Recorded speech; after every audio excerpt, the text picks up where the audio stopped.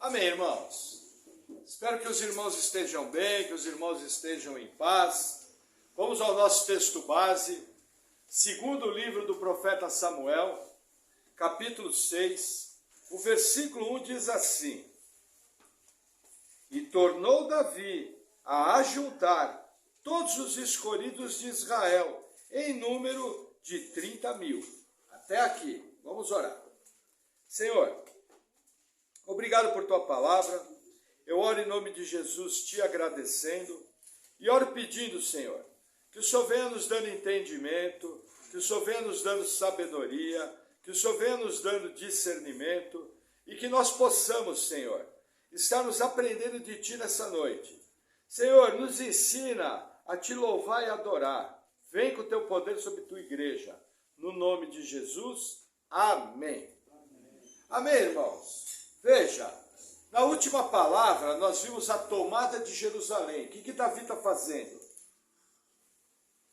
Davi está estruturando o reino. Primeiro ele faz isso politicamente, unindo as duas tribos, as 12 tribos que estavam dispersas. Depois disso ele faz isso militarmente, ao tomar Jerusalém. E a partir dali, Jerusalém passa a ser chamada a cidade de Davi. O que vai acontecer nesse capítulo? Davi vai estar buscando a identidade espiritual do povo. O que Davi vai fazer aqui? Davi vai trazer a arca para Jerusalém. E a coisa é tão importante que, veja, após a conquista de Jerusalém, Jerusalém passa a ser chamada cidade de Davi. Porém, após a chegada da arca, Jerusalém vai ser chamada a cidade de Deus. E até hoje é assim. E vai ser pela eternidade. Veja, a nova Jerusalém vai descer do céu e nós estaremos lá, juntamente com o Senhor. Então o que eu tenho que entender aqui? Veja, isso aqui não é nem um exército de 30.000 pessoas. Isso daqui é uma grande população que veio de todas as regiões, entendeu? Porque Davi está buscando a restauração espiritual do povo de Israel. Então, é o que ele vai estar tentando fazer aqui. E esse capítulo é um dos mais importantes. Por quê? Porque ele tem lições espirituais que são aplicadas até hoje.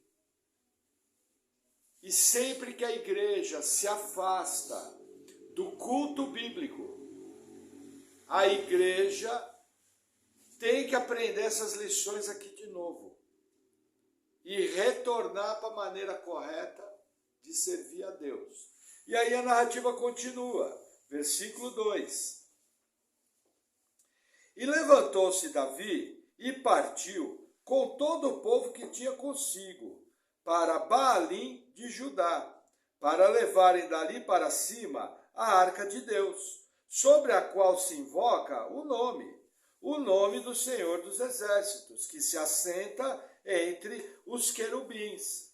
E puseram a arca de Deus em um carro novo, e levaram à casa de Abinadab, que está em Gibeá, e Uzá e Aiô, filhos de Abinadab, guiavam o carro novo. E levando da casa de Abinadab, que está em Gibeá, com a arca de Deus, Aiô ia adiante da arca. E Davi e toda a casa de Israel festejavam perante o Senhor, com toda sorte de instrumentos de pau de faia, como também com harpas, e com saltérios, e tamboris, e com pandeiros, e com símbolos. Até aqui. Veja que interessante. Quando você olha do lado de fora, de maneira sem atenção, o que você vê aqui? Você vê um quadro festivo. Você vê uma atitude super boa. O que Davi está fazendo?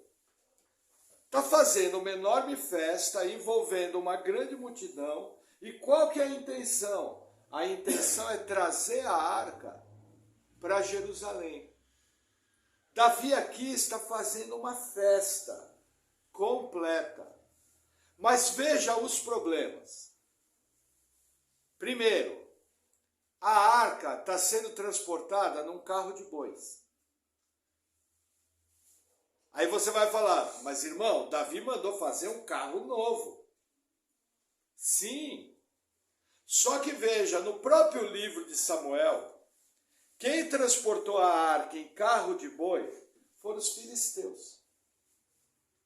No capítulo 6 de Samuel, os filisteus tomaram a arca, levaram para as cidades da Filístia. Aquilo fez com que o deus Dagom caísse com a cabeça cortada, fez com que o deus Dagom caísse com os braços cortados, o povo começou a ficar doente e eles começaram a ter úlceras. Olham para mim. E aí o que acontece? Para se livrar do problema, eles fizeram um carro de boi, colocaram a arca em cima, deram um tapa nos bois, e os bois vieram em direção a Bet-Semes.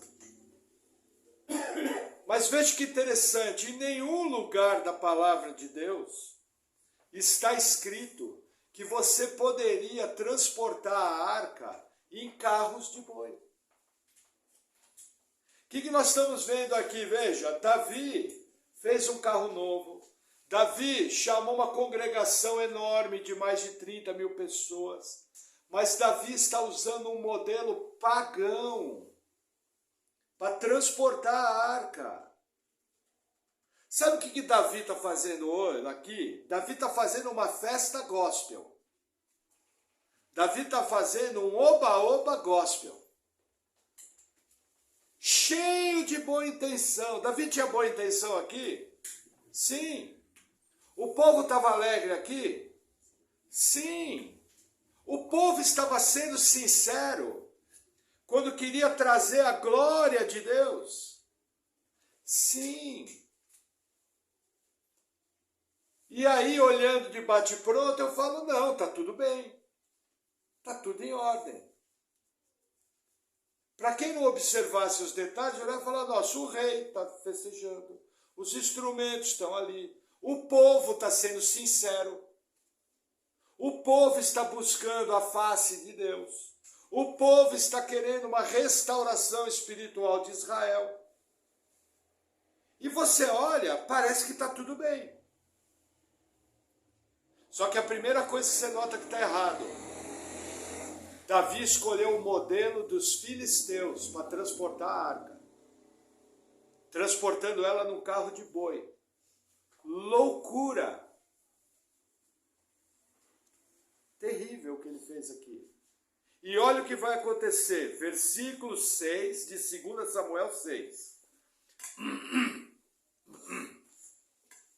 E chegando à eira de Nacon, estendeu Uzá a mão à arca de Deus e pegou nela, porque os bois a deixavam pender.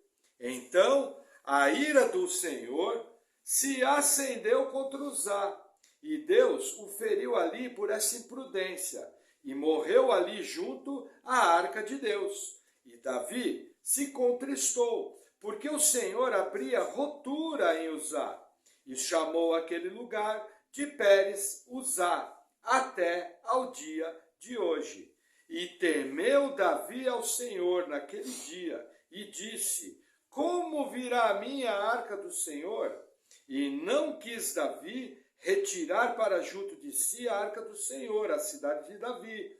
Mas Davi a fez levar à casa de Obed-edom, o Giteu. E ficou a arca do Senhor em casa de Obed-edom, o Giteu, 3 meses. E abençoou o Senhor Obed-edom e toda a sua casa. O que acontece aqui? Veja, existe um texto paralelo no livro de Crônicas. O livro de Crônicas gasta 3 capítulos para explicar essa passagem. O que acontece? Quem deveria transportar a arca eram os levitas. E não era qualquer levita. A única família dos levitas que podia transportar a arca eram os filhos de Coate, os coatitas. E de que maneira que eles tinham que fazer? Ninguém podia tocar na arca. Por causa da santidade do Senhor. Ali no meio dos querubins é como se fosse a presença da glória de Deus. Então, como os coatitas faziam? Eles tinham varões que eram revestidos de ouro. Ouro, muitas vezes na Bíblia, aponta para a natureza de Deus, para a pureza da natureza de Deus. Entendeu? E aí eles enfiavam aqueles varões em argolas na arca, e com a maior reverência do mundo, eles transportavam a arca.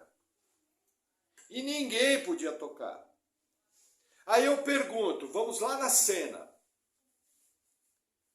O carro de boi está andando. Todo mundo está festejando. Quem é que está conduzindo o carro de bois? Aiô e Uzá, filhos de Abinadab.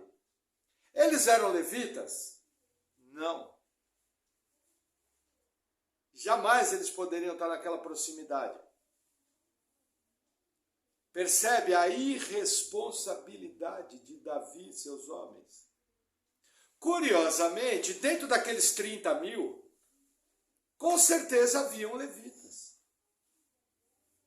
Curiosamente, ninguém abre a boca e fala, olha, não podemos transportar a arca em carro de boi. A palavra diz que quem pode transportar são os coatitas, com varões. Não é curioso isso? 30 mil pessoas, cheio de levita lá dentro. Ninguém teve coragem de abrir a boca e falar, rei, olha, está errado, aqui na lei, Davi temia a Deus. E olha que interessante, não seria um desastre para Israel se a arca que representava a glória do Senhor caísse no chão? Não seria um desastre? Uzá, com a maior boa intenção do mundo, com o maior compromisso em trazer a arca do Senhor, com a maior sinceridade do mundo, morreu. Porque desobedeceu a palavra e tocou na arca. Aí toda a sinceridade dele, toda a boa intenção, todo o bom caráter foram junto com ele para o caixão. Porque Deus não está preocupado, primeiramente, em boa intenção, em sinceridade, em boas obras. Deus está preocupado primeiramente na obediência da sua palavra. E aqui, Davi e seus homens tiveram uma irresponsabilidade enorme. Olha que interessante. No capítulo anterior, Davi venceu os filisteus quando a glória de Deus sai marchando por cima das amoreiras. Aquele lugar onde teve as duas vitórias passou a ser chamado Baal Perezim. Perezim vem do verbo peres, que quer dizer brecha, rotura, romper. Esse mesmo rompimento que foi usado contra os filisteus e destruiu os filisteus, esse mesmo romper foi usado contra o povo de Deus, pelo próprio Deus. E matou Uzá fulminante. Alguns hebraístas dizem que Uzá foi carbonizado. Alguns comentaristas, na sua visão, e eu fecho com isso, dizem que a visão de Uzá morrendo foi aterradora. Aterradora num nível que, olha que interessante, Davi parou na hora de transportar a arca. Entendeu? E veja que interessante, aonde que eles vão colocar a arca? Na casa de Obed-edom. Você vai falar, tudo bem. Só que Obed-edom é Giteu. Quem são os Giteus? Os Giteus são filisteus que nasceram na cidade de Gate. Olha que interessante, parece que o povo ficou tão apavorado, tão amedrontado, que ninguém quis a arca na sua casa. Aí um pagão de um povo adorador de ídolo recebe a arca na sua casa. Provavelmente esse pagão era alguém piedoso, porque morava em Israel. Ele provavelmente deveria ser um prosélito. Tem essa palavra em espanhol, prosélito? Ele deveria ser um prosélito. Senão ele não poderia viver ali no meio. E curiosamente a Bíblia diz que Deus abençoou a casa de Obed-edom. Aí você fala, nossa pastor, não entendi, é simples, pararam de desobedecer. Enquanto a arca estava quietinha, estava tudo bem, Davi estava vencendo, conquistou Jerusalém, o reino foi unido, venceram 2 guerras contra os filisteus, estava tudo em ordem. Aí resolveram inventar uma religião. Resolveram inventar um culto, é isso que Davi está fazendo aqui. Davi está criando um culto. Esse culto não estava na Bíblia. O poder de Deus se voltou contra Israel. Percebem? E um homem foi morto. E olha, saiu barato. Foi pouco. Entendeu? Por quê? Porque podia descer fogo do céu e queimar todo mundo. Entendeu? Pela irreverência em criar um culto ao Senhor. Essa é a principal lição desse capítulo. Mostrando que sinceridade é importante, sim, mas não é o mais importante. Boa intenção é importante, sim, mas não é o mais importante. Querer buscar Deus é importante, sim, mas não é o mais importante. Deus tem regras. Existe uma forma de adorar o Deus de Israel. Essa forma é tão séria que para hoje nós nos adentrarmos o Santo dos Santos, apresentar nossas orações a um Deus Santo, nós só podemos fazer isso através da cobertura do sangue de Jesus. Senão nós seríamos fulminados por causa da santidade de Deus. Davi ficou apavorado, para vocês terem uma ideia. 2 lugares no livro de Samuel fala que Davi temeu a Deus. Esse aqui é um deles. Para vocês entenderem a seriedade do que aconteceu. Amém? Vamos seguir mais um pouquinho. Versículo 12. Então, avisaram a Davi dizendo: abençoou o Senhor a casa de Obed-edom e tudo quanto tem, por causa da arca de Deus. Foi, pois, Davi e trouxe a arca de Deus para cima da casa de Obed-edom, a cidade de Davi, com alegria. E sucedeu que, quando os que levavam a arca do Senhor tinham dado 6 passos, sacrificava bois e carneiros cevados, e Davi saltava com todas as suas forças diante do Senhor, e estava Davi cingido de um éfode de linho.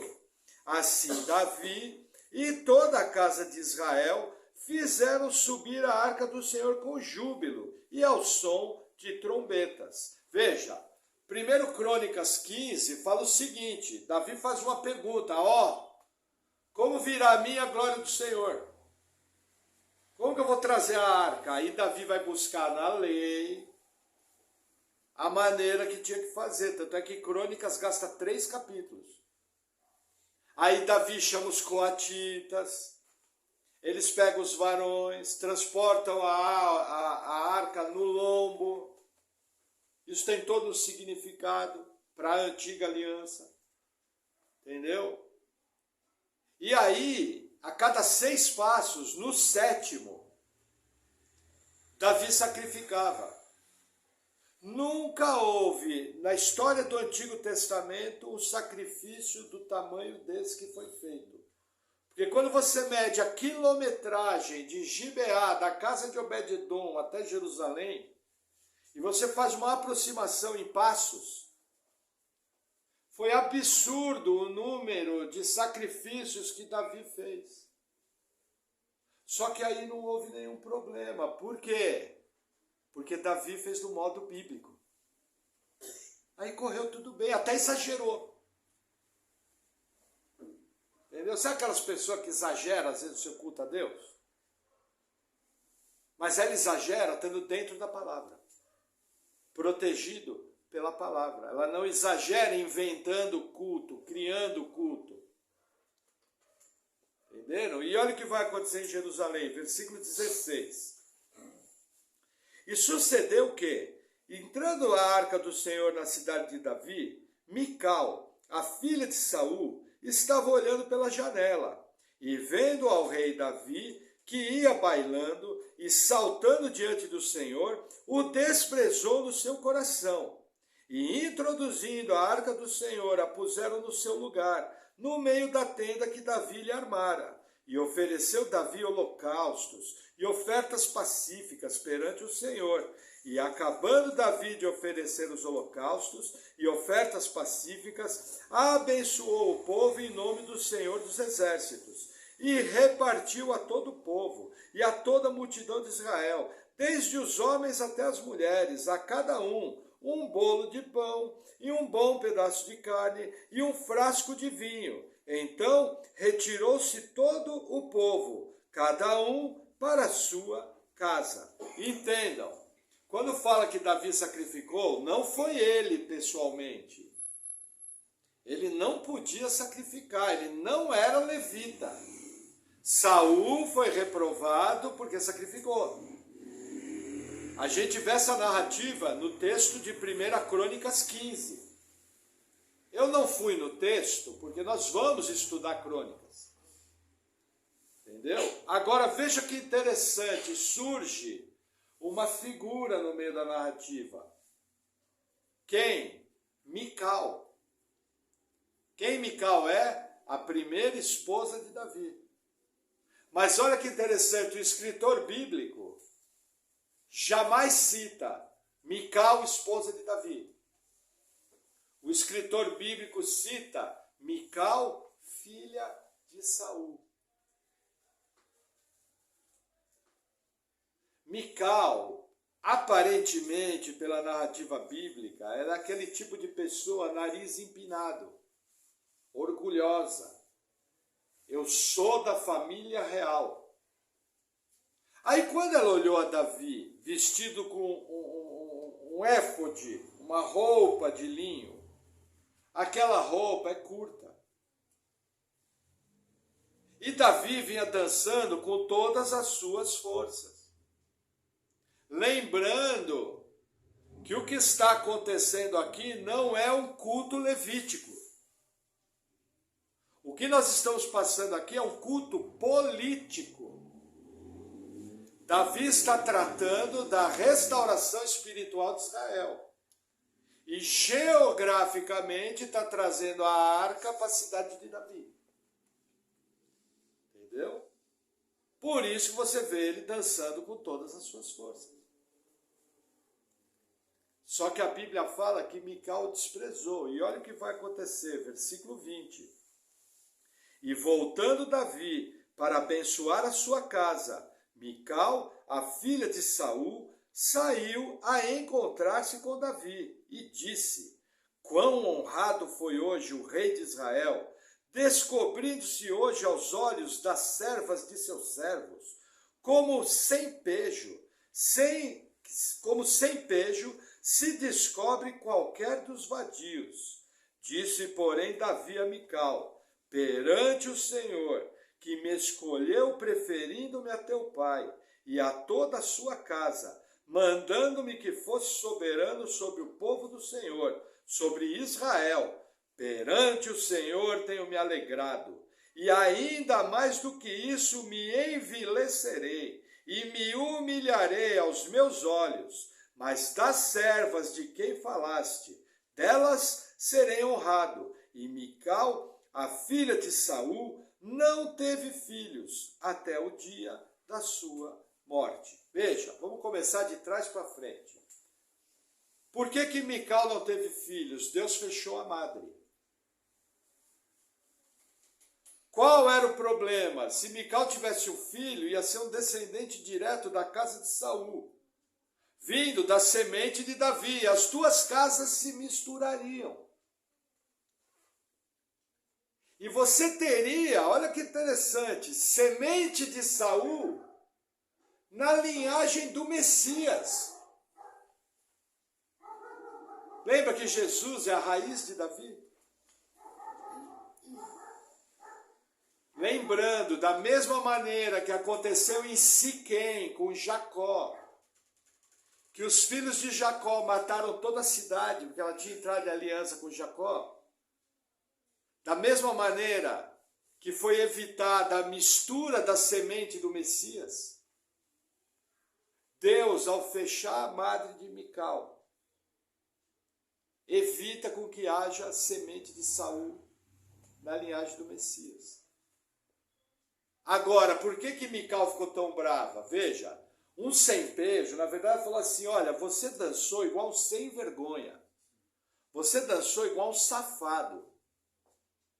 Alguns comentaristas até entendem que por causa do tamanho da roupa, por baixo do tecido, pode ter sido visto algo indecoroso. Mas normal, Davi está dançando ali. Entendeu? Só que Mical fica furiosa. E Davi fala o seguinte, olha, a primeira coisa, meu pai, Deus escolheu a mim para substituir o teu pai. O que o escritor está evidenciando aqui? A casa de Saul foi reprovada e a casa de Davi assumiu. E Davi vai mais fundo e fala, olha, essas servas que você está desprezando, eu vou ser adorado da parte dela, eu vou ser lembrado. E tem mais, eu vou me humilhar ao máximo para buscar a glória do Senhor. E a narrativa termina dizendo que Mical nunca teve filhos, mostrando a diferença. A linhagem de Saul, que nunca buscou a Deus, e a linhagem de Davi, que buscava a Deus, ambos pecadores, ambos cheios de defeito, mas com uma diferença básica. Davi buscava a Deus. E aí o que acontece? Aqui entra a primeira aplicação. Vamos começar a trazer para os dias de hoje. O que a gente aprende com o texto?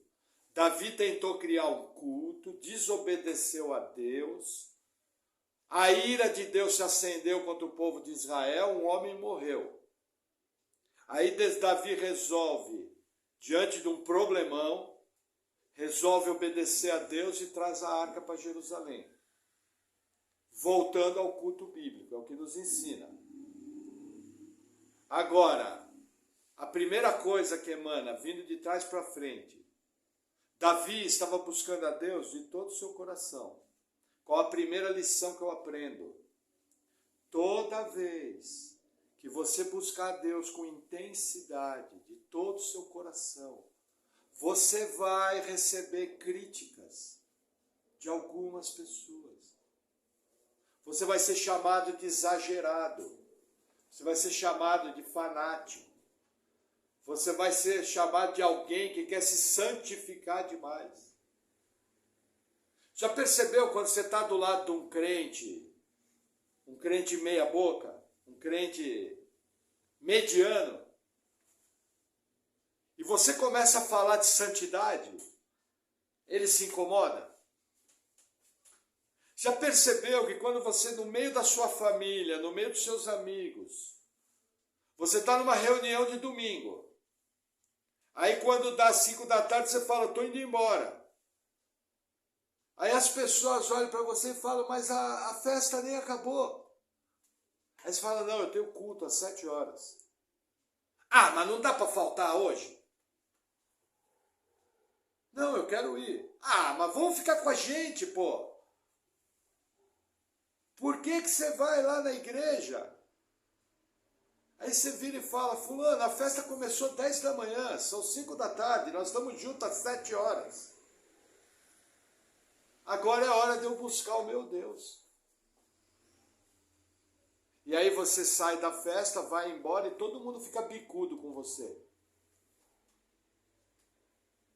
Não é verdade? Então entenda, meu irmão, não se preocupe com a opinião dos outros. Toda vez que você buscar santidade, toda vez que você buscar Deus, vai incomodar.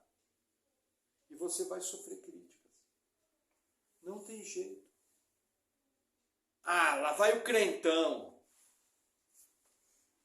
Pode chamar do que for. Você está aqui para agradar homens ou você está aqui para agradar a Deus? Amém? Que mais que a gente percebe aqui? Veja. Como eu falei, o perigo de criar um culto a Deus. Aí você vai falar, nossa, pastor, mas hoje em dia isso aí não acontece, nós já temos a Bíblia escrita.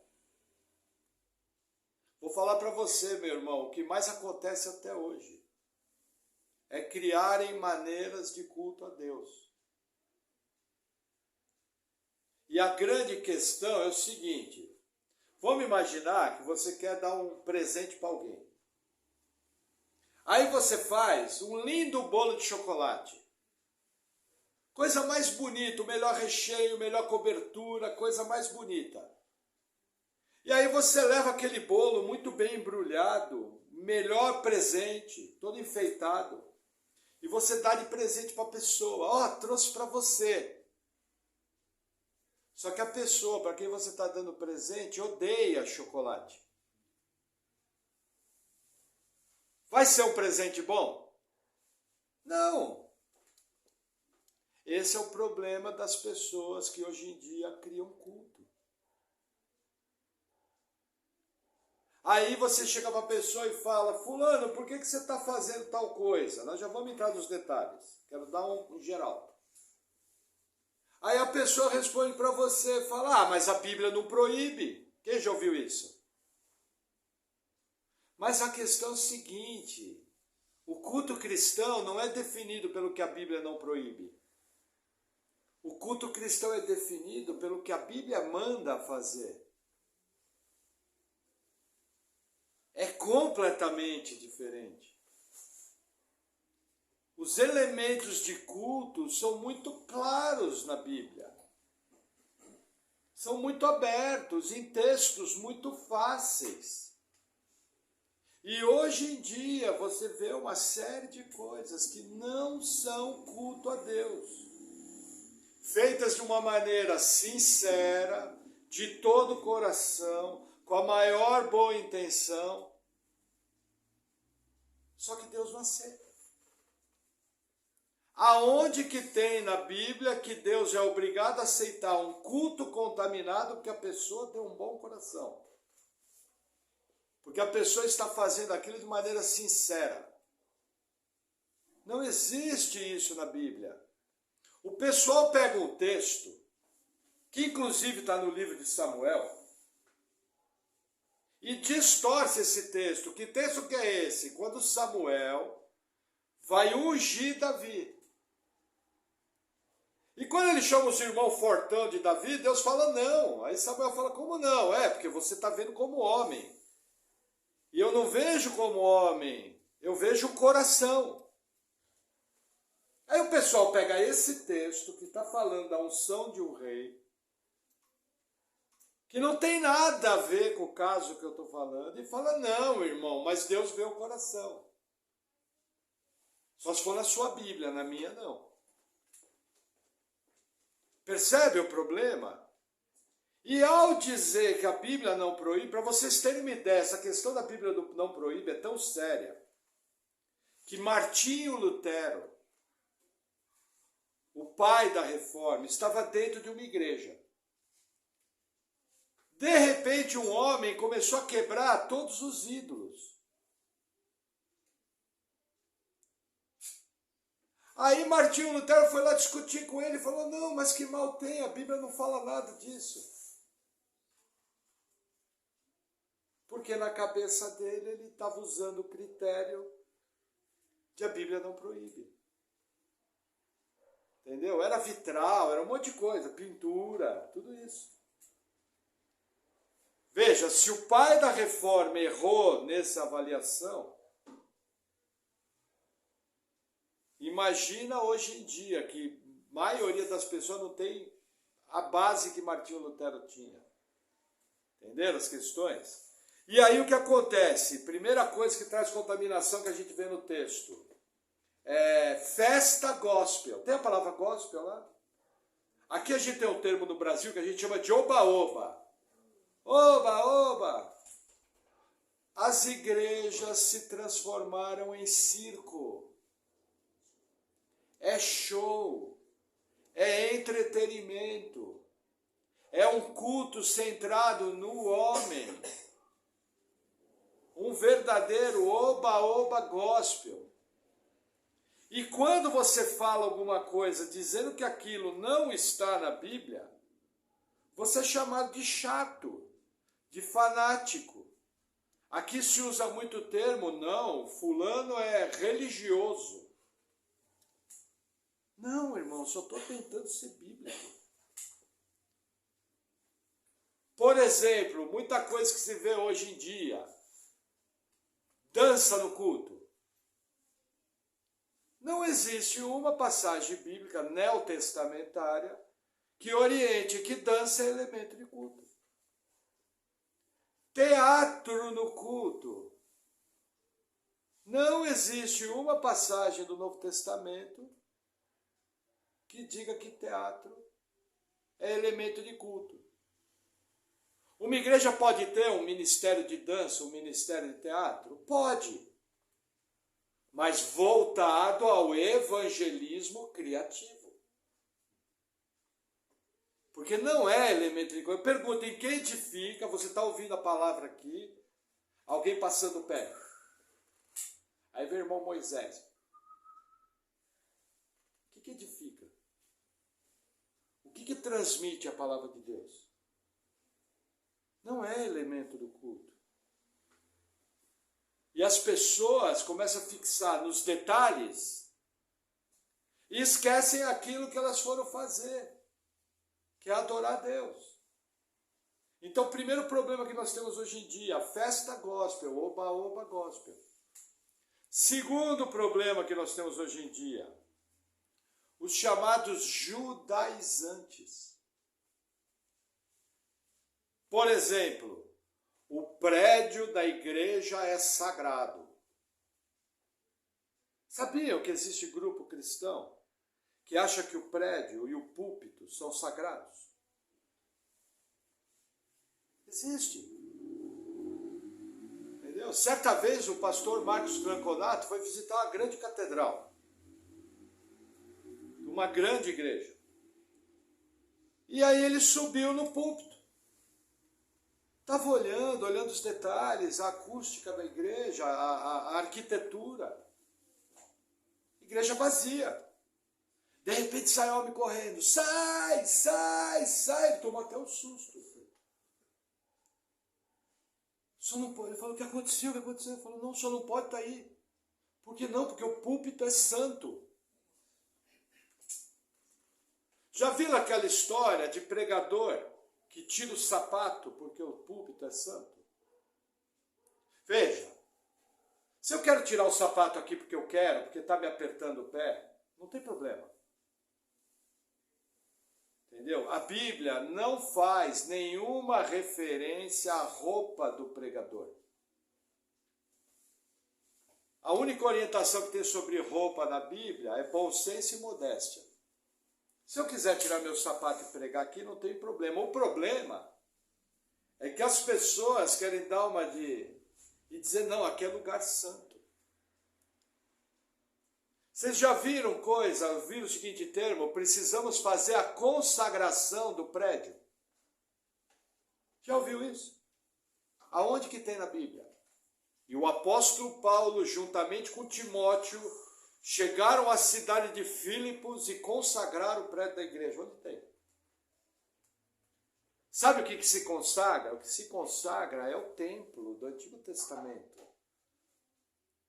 Aí os judaizantes vêm e querem trazer a consagração do templo para a igreja. Só que eu não sou judeu, eu sou gentio.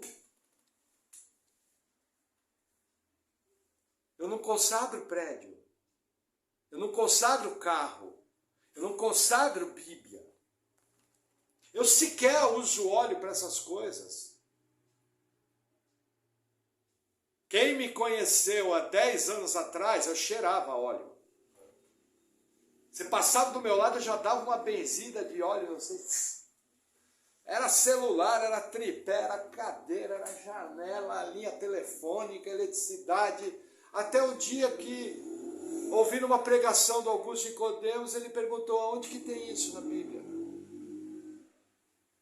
E aí eu fui obrigado a engolir e aprender uma das lições melhores da minha vida. E fui liberto disso. Só que aí virei bode, né? Maurício. Entendeu? Outra questão dos judaizantes: dizer que o pastor é sacerdote. Não existe isso na Bíblia. Nós somos sacerdotes. Epístola de Pedro: vós sois raça eleita, sacerdócio real, povo de propriedade exclusiva do Senhor. Não existe um versículo da Bíblia que diz que o pastor é sacerdote. Todos os versículos falam que o cristão, nascido de novo, que tem o Espírito Santo, é sacerdote. Não toque no ungido do Senhor. Não tem o Papa, mas tem o ungido do Senhor. Quem discute comigo? Eu sou ungido. Não existe nenhum unção com óleo sobre o pastor. É ordenação pela imposição de mãos. O dia que eu descobri isso, fiquei indignado, porque eu fui ungido. Aquela cerimônia bonita. Sorte que eu escolhi uma camisa mais velha, senão eu tinha manchado, perdido a camisa. Mas eu não sou sacerdote. Pastor serve a igreja. Pastor, na verdade, pastor é função. Na Bíblia são ordenados presbíteros. E os presbíteros, que são as autoridades da igreja, têm funções. Uma delas é o pastoreamento. Outra delas é ser bispo. Outra delas é o governo. Outra delas é o ensino. Percebem? Não sou sacerdote. Oh, cuidado, pastor. Você tem que ter amor pelo seu pastor? Sim. Você tem que ter respeito pelo seu pastor? Sim. A Bíblia fala que os presbíteros têm que ser dignos de dupla honra. Uma é a honra financeira e outra é a honra pessoal. Honra lá é dinheiro. Mas é honra, dignidade. Entendeu? Outra questão que nós vemos hoje, já comentei isso nos cultos: candelabro, chofar, óleo da unção. Eu já vi gente falando o seguinte: olha, para ungir a igreja tem que ser o óleo igual ao Êxodo. Mas não tem nada disso na Bíblia. Judaizante. Tem gente guardando dias. O que a Bíblia fala? O que guarda dia, não julgue o que não guarda. E o que não guarda, não julgue o que guarda. Se você virar para mim e falar: pastor, eu gosto de guardar o sábado. Ô, irmão, que bom. Só lembra que não é salvítico. Pastor, eu amo vir para a igreja de gravata, de terno. Amém, irmão. Você fica feliz? Sirva a Deus da sua maneira. Só não coloque o seu para o outro. Porque se o outro quiser vir de bermuda na igreja, ele estando vestido de maneira decente, ele pode vir. Porque não existe um versículo falando qual é a roupa. Existe um versículo dizendo o que é a roupa. Percebe? Judaizantes. Eu conheço gente que se circuncidou. Sabe o que Paulo fala? Que se castre. Paulo é pesado, é turíssimo. Entendeu? E aí, que mais? Vamos lá. Vamos dar uma olhada rapidinho em alguns elementos. Veja, eu não tinha condição de separar todos os textos. Então eu peguei o principal aqui para explorar um lado. Primeiro lado que eu explorei: mundanismo na igreja, festa gospel e judaizantes.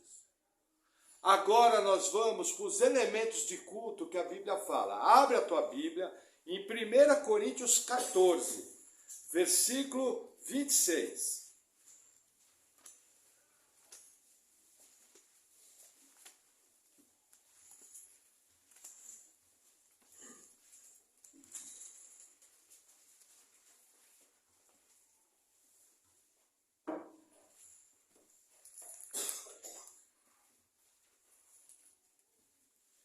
1 Coríntios 14, versículo 26 diz assim: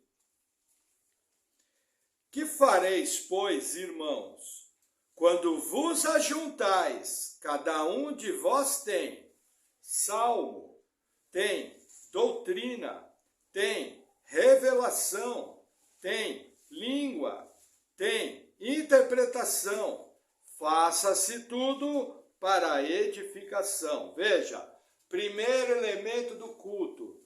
Tudo que você faz no culto é para a edificação da igreja. Tudo. Não edifica? Não faça. Só que Paulo vai mais fundo. Você tem salmos. O que é? Louvor. A grande maioria das igrejas modernas despreza os salmos. Sabe por que eu abro nossos cultos com salmo? Não é porque eu gosto, é por causa desse texto. Para meu gosto, eu gostaria de deixar o salmo livre. Aí algum irmão falava: pastor, vamos ler tal salmo. Essa semana ele falou tanto comigo. Como nós ainda não chegamos nesse ponto de maturidade como igreja, então eu trago o salmo. Da mesma maneira os hinos, eu acharia maravilhoso que um levantasse: quero tal hino. Mas por causa da nossa limitação técnica, nós não temos nem condição de fazer. Entendeu? Mas primeiro elemento de culto, adoração, louvor. Feito de que maneira? Salmos. E num outro texto fala cânticos espirituais. O que são cânticos espirituais? Cânticos espirituais são cânticos com letras bíblicas. Sem ser as músicas, existe uma teologia da música. Você pode cantar qualquer estilo de música no culto, mas a letra dela tem que ser bíblica e tem que engrandecer a Deus. Lógico, eu não vou pegar um rock pesado e pôr no culto dos velhinhos da 8ª idade. O culto tem que ser regido por ordem, decência e bom senso. Mas não existe ritmo de música na Bíblia. Quer tocar reggae, toca. Quer tocar rock, toca. Quer tocar rumba, toca. Quer tocar samba, toca. A Bíblia não se preocupa com o ritmo. Quer cantar a capela sem instrumento? Canta. Mas a letra tem que ser bíblica. Salmos e cânticos espirituais. Que mais que ele fala? Um tem doutrina. Principal elemento do culto, o ensino da palavra de Deus. O culto foi feito para ensinar a palavra de Deus. E fica aqui uma ressalva. Tem surgido um movimento na igreja dizendo que ministério infantil não é bíblico. que os pais têm que ensinar as crianças em casa e a criança tem que ficar no culto dos adultos. Só para você ter uma ideia, no Israel, com 12 anos, qualquer criança sabia toda a lei de Moisés. Os 613 preceitos. Os pais ensinavam a lei, ensinavam, mas os rabinos ensinavam. Como a igreja se desenvolveu, parte na sinagoga, com certeza as crianças eram ensinadas. Por quê? Eu preciso ensinar a Bíblia numa língua que a criança entenda. Já pensou que bacana? A criança vem aqui, a Vitória ficou lá. Aí eu falo, irmão Vitória, quantos anos a Vitória tem? Ângeles, quantos anos? 7 anos. 7 anos. Irmã Ângeles, pelo beneplácito da sua glória. A menina vai olhar e falar, irmão, que habla? Veja, se eu não tiver agora culto infantil, tem que ser ensinado a palavra de Deus. Não é colar algodão. Não é ficar fazendo showzinho. Entendeu? Eu pergunto, aonde que tem na Bíblia para você comemorar o Dia das Mães no culto? Se você achar, eu como minha Bíblia. Aonde que tem na Bíblia para você comemorar o Dia dos Pais? Como elemento de culto. Estão entendendo a seriedade que eu estou falando? Nossa, o pastor é muito duro. Não, só estou sendo bíblico, só estou lendo aqui. No texto aqui tem Dia das Mães. Percebem do que eu estou falando? Como se você não tomar cuidado, a coisa desvia. Ah, irmão, eu quero fazer uma homenagem da mãe, do Dia das Mães, vamos fazer fora do culto. E me chama, que eu adoro comer bolo. E se tiver coxinha de frango com café com leite, melhor ainda, né, Ari? Mas fora do culto. Vocês entenderam o que eu estou falando? Fora do culto. Quer cantar parabéns? Canta. Fora do culto. Não tem problema nenhum com parabéns. Traz coxinha. Entenderam? Que mais que o texto fala?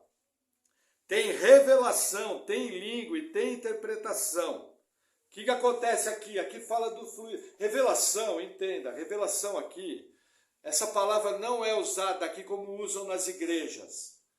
Deus me revelou. Não, revelação o que é? É o dom da palavra da sabedoria e da palavra do conhecimento. Dentro da exposição bíblica, Deus capacita o pregador a dar o entendimento correto do texto. Isso que é revelação aqui, não é Deus me revelou. E língua com interpretação tem a ver com profecia, que era usada para edificação. Lembra? Efésios 2, versículo 20. Edificado sobre o fundamento dos apóstolos e profetas. Por exemplo, exemplo clássico.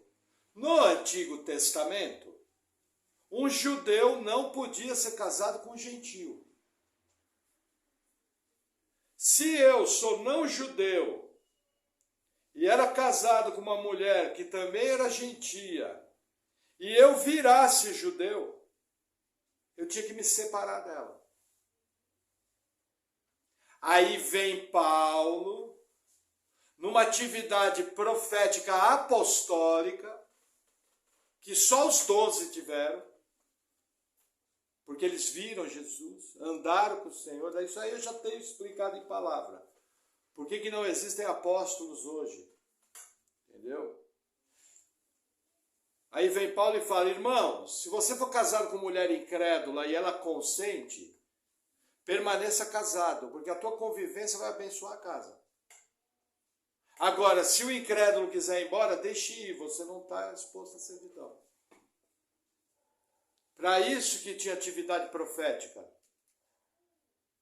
Ah, pastor, mas Ágabo, no livro de Atos, falou que Paulo ia ser amarrado com cinto e ia ser preso em Jerusalém. Sim, mas ali foi um milagre, Deus falando dos eventos futuros. Que se cumpriu. Pode acontecer? Pode, mas não é essa atividade profética que está aqui. A atividade profética no Novo Testamento tem a ver com a montagem do cânon bíblico. Entendeu? Os irmãos já perceberam que, inclusive o texto vai continuar, eu não vou ler porque o horário está avançado. Veja, o texto vai falar que é proibido na igreja orar em línguas sem interpretação.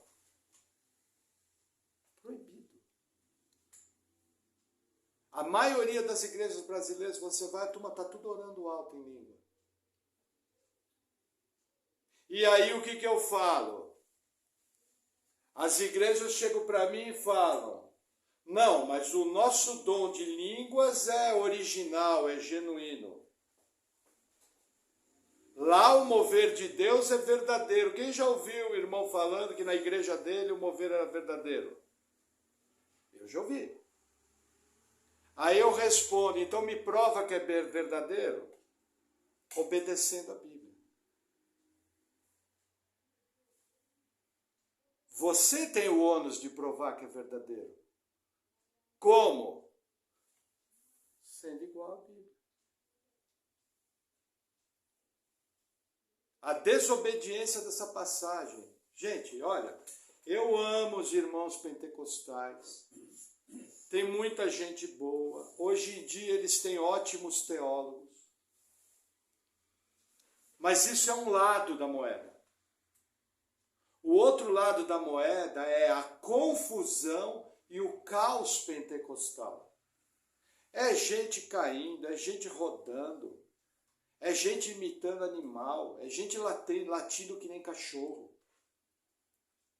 É gente caindo para trás, blum, blum. Sendo que todos os textos, eu já vi isso, eu já congreguei em igreja assim. Até o dia que o irmão perguntou, falou, irmão, por que na Bíblia todo mundo que cai, cai com o rosto em terra?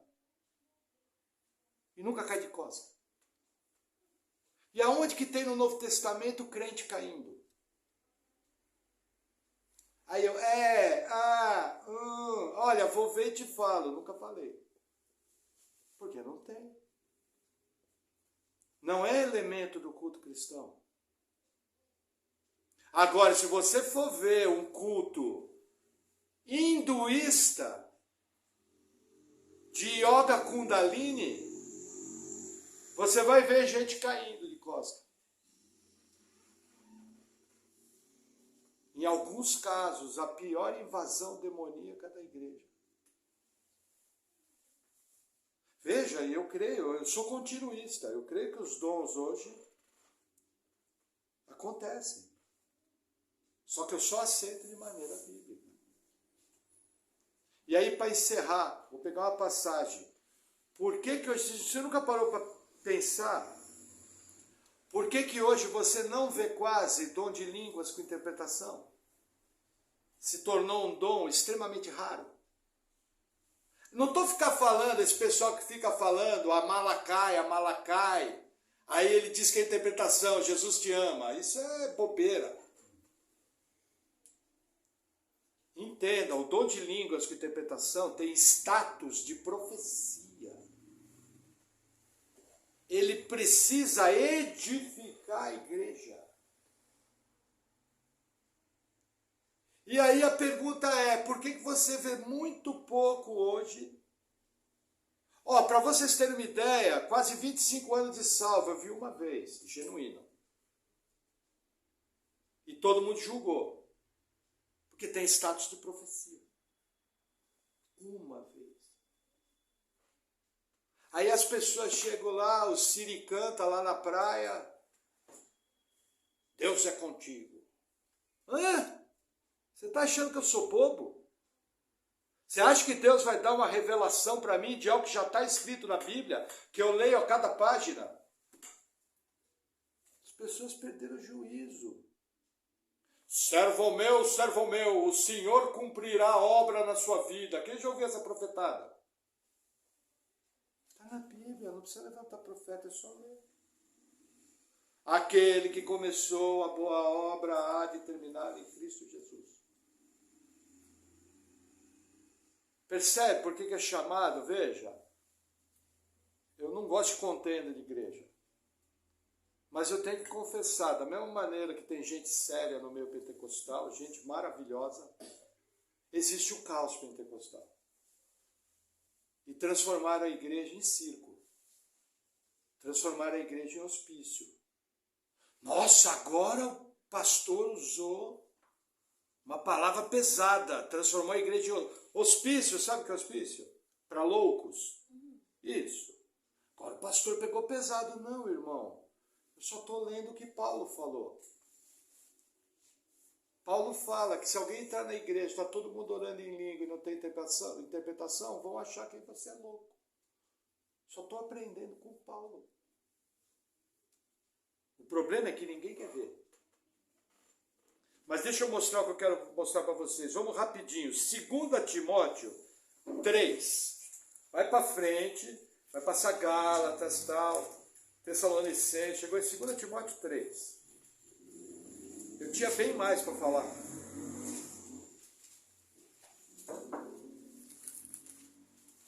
Segunda Timóteo 3, versículo 16. Diz assim: toda a Escritura é divinamente inspirada e proveitosa para ensinar, para repreender, para corrigir e para instruir em justiça. O que acontece? Para que usava profecia na igreja primitiva? Para ensinar, redarguir e consolar. O cânon já está escrito. Essa necessidade diminuiu. Como fica a profecia hoje em línguas com interpretação? Simples. São palavras inspiradas pelo Espírito Santo que vão exortar, redarguir, consolar, conforme a Escritura. Por isso que você vê menos, a necessidade diminuiu. Então, quando você entra numa igreja, todo mundo orando em línguas alto, a primeira coisa é a seguinte: estão desobedecendo, não tem interpretação. Eu aqui não permito. Não permito. Pode ser visitante, pode ser o presidente da República. Se começar a orar em língua alto, eu vou falar: irmão, por favor, o Espírito está sujeito ao profeta, se contenha. Existe a hora dos dons. O irmão pode ficar quieto? Eu vou embora. João, abre o portão lá, por favor. Não estou aqui para agradar, fazer oba-oba. Estou aqui para seguir a Bíblia. Não gostou, está cheio de igreja que aceita. Eu não aceito. Entendeu? O irmão é brabo. Não. Só estou fazendo o que Paulo ensinou. Percebem? Então, assim, nós estamos vivendo um tempo difícil. Por exemplo, a questão do pastorado feminino é um problema. Entendeu? Deixa eu ler um texto para vocês, só vou dar uma pinceladinha. Volta em 1 Timóteo, versículo 2, capítulo 2. 1 Timóteo 2, versículo 9. Não, vamos ler do 11 para diminuir. A mulher aprende em silêncio, com toda sujeição. Não permito, porém, que a mulher ensine, nem use de autoridade sobre o marido, mas que esteja em silêncio, porque primeiro foi formado Adão, depois Eva. E Adão não foi enganado, mas a mulher, sendo enganada, caiu em transgressão. Salvar-se-á, porém, dando luz a filhos, se permanecer com sobriedade na fé, no amor e na santificação. Vamos a mais um texto, 1 Timóteo 3. Versículo 2. É necessário, pois, que o bispo seja irrepreensível, marido de uma mulher, vigilante, sóbrio, honesto, hospitaleiro, apto para ensinar. Amém? Vamos um pouquinho mais à frente. Tito, capítulo 2, vai passar 2 Timóteo, vai chegar em Tito. Capítulo 2. Versículo 3. As mulheres idosas, semelhantemente, que sejam sérias no seu viver, como convém às santas, não caluniadoras, não dadas a muito vinho, mestras do bem, para que ensinem as mulheres novas a serem prudentes e amarem seus maridos, e a amarem seus filhos, a serem moderadas, puras, boas donas de casa, sujeitas a seus maridos, a fim de que a palavra de Deus não seja blasfemada. Qual que é a questão? A mulher não pode exercer a autoridade de homem.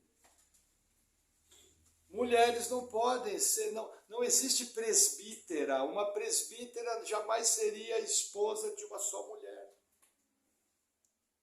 Agora, qual é o problema aqui? Olha que interessante. Até 1950,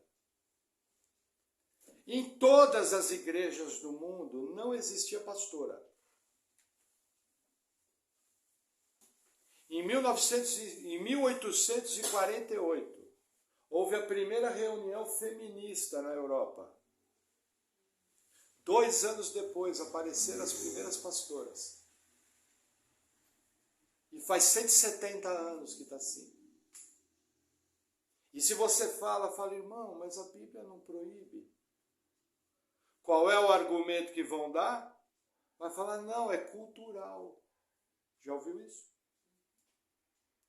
Só que para Paulo não é cultural. Para Paulo o motivo é que a ordem da criação, o homem é o cabeça. E para Paulo o motivo que não pode ensinar é porque Eva foi enganada pela serpente. Sabiam que essa questão de cultural é usada até pelas igrejas de homossexuais, dizendo que é cultural? Agora, qual que é o problema? Numa cultura feminista, muitas mulheres desanimam. Eu não vou ser pastor, o que eu vou fazer na igreja? Minha irmã, acorda. A igreja sem as mulheres fecha. Mulher ora, mulher cuida da igreja, mulher exerce, ela não é diaconisa, ela exerce a diaconia, o serviço. Mulher sustenta a igreja e tem mais. Mulher vai educar do Senhor os futuros presbíteros. E que mais? Vai ensinar as mulheres mais novas a serem crentes. São funções diferentes. Mulher ensina do mesmo jeito que o pastor. A responsabilidade da mulher é ter a mesma teologia que o pastor. Você tem que conhecer a Bíblia, tentar conhecer tanto quanto eu. Porque se você não conhecer bem a Bíblia, você não vai cumprir o seu chamado. Que é tão importante quanto o meu. John Wesley, um dos maiores heróis da fé.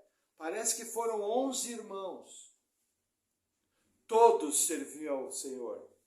Homens de Deus, cheios do Espírito Santo, que fizeram a maior diferença na sua geração. Quem educou eles no Senhor? Aquela simples mãe, cheia de serviço até aqui, porque ter 11 filhos no século XVIII, sem máquina de lavar, sem luz elétrica, sem recurso, sem produto de limpeza. Trabalhava pouco a mãe de John Wesley,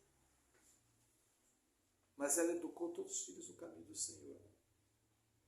Quantas igrejas estão precisando de mulheres cheias do Espírito Santo para trazer uma palavra bíblica para as crianças, para os adolescentes.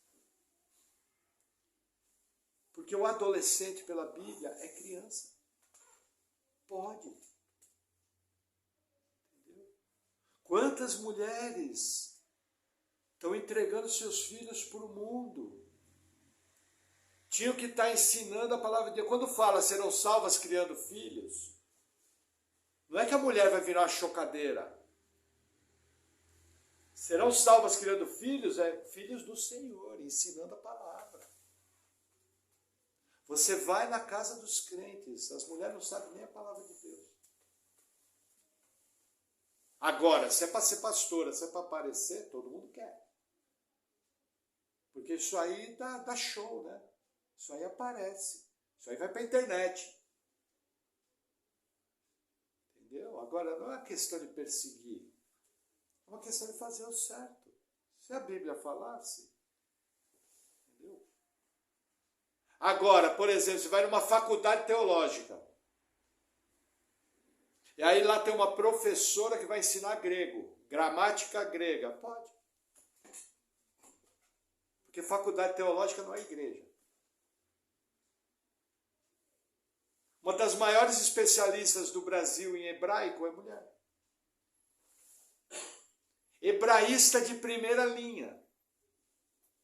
Uma das maiores evangelistas que o mundo já teve, Elizabeth Elliot, que teve seu marido morto pelos índios no Equador.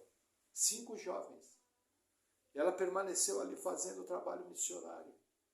Um exemplo de mulher. Pastor, posso ler os livros de Elizabeth Elliot? Deve ler os livros. Mas ela é escritora, não é pastora. Só para encerrar, mas pastor, Miriam dançou. E Davi dançou, não era culto cristão. Pastor, Débora foi juíza. Juíza é cargo administrativo. Ah, mas ela profetizou. 1 Coríntios não proíbe a mulher profetizar. Só que manda profetizar com a cabeça coberta. Tem todo um significado. As filhas de Filipe profetizavam. Mas profetizar não é autoridade pastoral. Entenderam? Vamos orar? Senhor, obrigado por tua palavra. Eu oro em nome de Jesus te agradecendo e pedindo, Senhor, que nós possamos ser bíblicos, que nós possamos realmente estar vivendo um culto simples, mas em obediência à tua palavra. Senhor, sonda o nosso coração e nos mostra se existe algo em nosso meio que não te agrada, porque o Senhor sabe que estamos aqui para te louvar e para te adorar e para engrandecermos o teu nome de maneira bíblica. Ajuda-nos, Senhor, em nossa fraqueza. No nome de Jesus, amém.